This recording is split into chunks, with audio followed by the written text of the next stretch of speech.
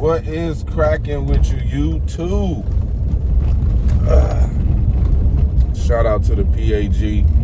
I know we haven't been seeing a lot of videos from the PAG, man. We still going through some things, man, with this season, man. A lot of Packer fans are still hurt at what we witnessed happen this year with this team, but I digress. Let's get into these playoffs, man. The championship rounds are now here. AFC Championship, NFC Championship.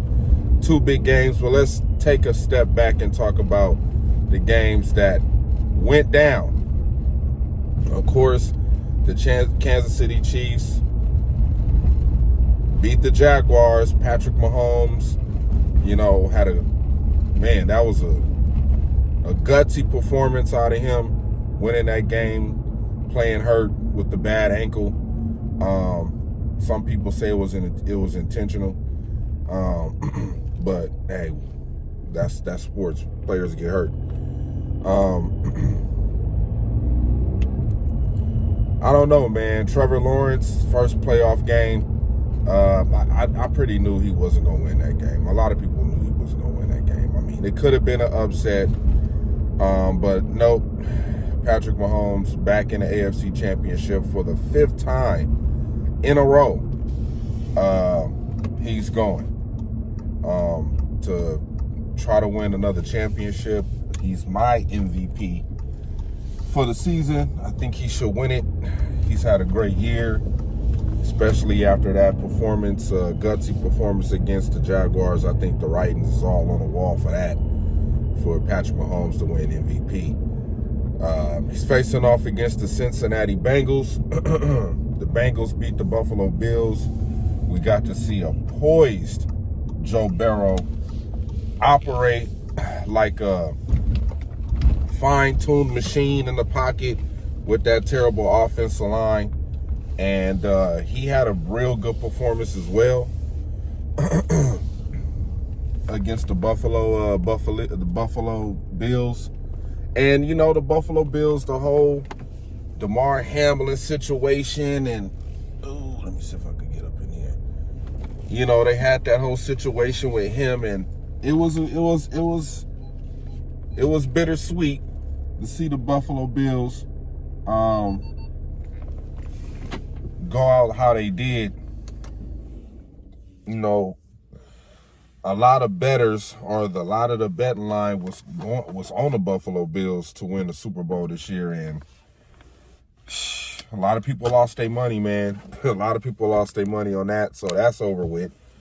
The Bengals, they have a good defense, man. They have a 1-2 punch running attack with Samaje Perine and Joe Mixon. They got a good tight end that could catch the tough catches, could operate well in the red zone and get the ball. Then they got a plethora of receivers that, you got to pick your poison. You got to pick and choose who you're going to guard, because any one of those guys could get open and make a big play down the field. Now, the only thing I see wrong with this team, the Bengals team, is the offensive line. Can they give Joe Burrow time? Can they protect him when he needs to get the ball out? That whole sort of thing. Joe Burrow, he can use his legs, but he doesn't tend to quite as often as the other quarterbacks, like the Josh Allens and the Tuas and, those type of quarterbacks. Patrick Mahomes and him moving his legs. So, yeah, they did a number on the Buffalo Bills and got them the fuck up out of here. Now, I like this matchup. It's going to be in Atlanta, I think. So, I'm going, Bengals, Chiefs. I'm going to roll with the Cincinnati Bengals to beat the Chiefs again. I just think they a real all-around solid team. Good quarterback, good run game, good tight end, okay offensive line, good defensive line, solid linebackers, solid secondary. They could take the ball away. They could rush the quarterback. You know what I'm saying? They could defend the sideline. I think they just an all-around, well put together team. As far as the Chiefs, Pacheco, McKinnon, I mean, yeah, they some good running backs, but I think the Bengals can handle them. You know what I mean? As far as the receiving core for the Chiefs, it's not all that to me. You know what I'm saying? Juju Smith-Schuster, MVS, Nicole Hardman, Travis Kelce. I mean, a lot of Patrick Mahomes touchdowns went to the running backs. The running backs caught majority of the passing touchdowns. I mean, you had Kelce who had his 12 or 13. I think MVS might have had like 3 or 4. Juju Smith-Schuster might have had like a few, but majority of the touchdowns was thrown to the running backs. And if Patrick Mahomes, knowing that he's not going to be as mobile as he would like to be with that high ankle sprain, if he could get the ball to those running backs quick, and if they can establish the run, if the Chiefs can establish a run game against this Bengals defense, then they got a chance of winning it. If Patrick Mahomes can play miraculous or, miracle football out there, they might have a chance to win this football game, but I don't see it happening. It's going to be in a neutral site. Technically this game will be played in Kansas City, where they had a home field advantage, and I just don't think they're going to have that on a side. This is a game that's just meant for me. To me, it's just meant for Joe Burrow to show up and show out, man, and do his thing. Now we have, let's recap the, I don't even want to recap the sorry-ass Eagles and the sorry-ass Giants playoff game. That game was pretty much over at the fucking coin toss. Shit. I mean, that game looked like the Giants didn't even get off the plane. It was a complete blowout. The Giants didn't have enough bodies to hang with the Eagles. Jalen Hurts has been playing damn near mistake-free football the whole season, not turning the ball over, not making mistakes, getting rid of the ball, taking what the defense give him, using his legs. I mean, he's been doing everything to play the game the right way for him to succeed. And, they got 2 stud receivers, 2 stud wide receivers. I don't know about their running game. Without Jalen Hurts, I don't think their running game is all that. They got a solid defensive line, good offensive line. Secondary, okay. Linebackers, okay. You could score on them. You could put points up on the Eagles. It's just that they can just continually they could control the clock. They could score quick if they want to. That offense, can do a lot of things. And the defense, it's a home game. The defense going to be pumped up. You know what I'm saying? But my whole thing with this team, can they be more physical than the 49ers? Can they be more physical than San Francisco? And let's get into that game. Dallas played a great game defensively. Great game defensively.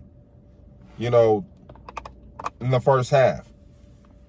And they was getting to Brock Purdy. See, the thing with the Dallas Cowboys, like, their defensive line is good, but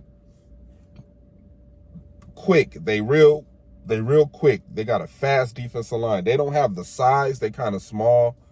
They got like one big dude, but I don't really count him because he don't do shit at all. I forget his name. But they have a fast defense. So they got some fast guys on the defensive line that can get off that line real fast. They real quick. And that's what they use. They use their speed. They just not big. And that's, Dallas played a physical game. They matched the physicality of the 49ers. The thing that you cannot do against the 49ers is make mistakes. You cannot make no mistakes. You got to play like perfect fucking football, man, to beat the 49ers. You have to play perfect football to beat them. Dallas was doing all the right things in the first half. They was doing all the right things in the first half. And then Dak Prescott comes out there and does what he's been doing on a weekly basis besides the game against Tampa. Throw interceptions. That's been his whole pet peeve since he came back from his injury. In the 12 games he's played, he's thrown more interceptions than the games he's played.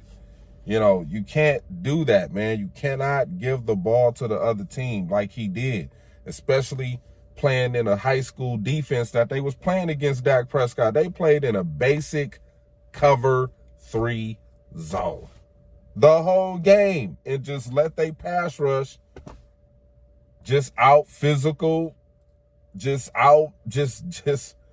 let they pass rush just beat your offensive line up. That's how they play.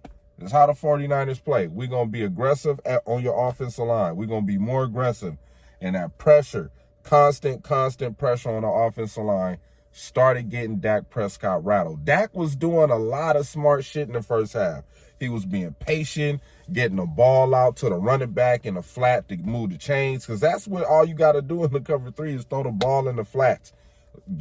And when Tony Pollard went down, that changed everything. As soon as Tony Pollard got hurt, that changed everything that the Cowboys had drawn up to beat the 49ers. They knew we need Tony Pollard to make these little plays right here so we could keep moving the ball. And once Pollard had the knee injury or the leg injury or whatever, that kind of like did that. They didn't have nothing else in the playbook. I mean, they could have kept using Dalton Schultz, but then again, you kind of need that running back out there, and they just wasn't going to trust Zeke with that. They tried it a couple of times with Zeke, and Zeke was getting tackled for losses, you know what I'm saying? So that hurt them, and, you know, once the defense got the penalties during that drive when they had kicked the ball deep into 49er territory, and once the 49ers got to the 50-yard line, Dallas had like 3 big crucial penalties, hitting the dude while he was already out of bounds. That flag right there. Holding penalty. Flag right there. Flag right there. The pass interference. Flag right there. Easy walk-in touchdown for Christian McCaffrey. That's how Dallas lost that game. Another thing, too, now that they are facing off against the Eagles, yeah, can the Eagles stop can the Eagles stop San Francisco 49ers run game? Because if you look at how they played Dallas, they really didn't run the ball a lot with Christian McCaffrey. Every time they got close to the red zone was when they ran the ball with Christian McCaffrey. They didn't run the ball with Christian McCaffrey when they was pinned in their own end zone.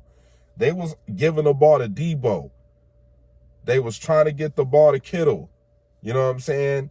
Like, that's what they did. They would throw the ball to McCaffrey, but they didn't run the ball with him until they got past the 50-yard line. That's when they started giving McCaffrey the ball.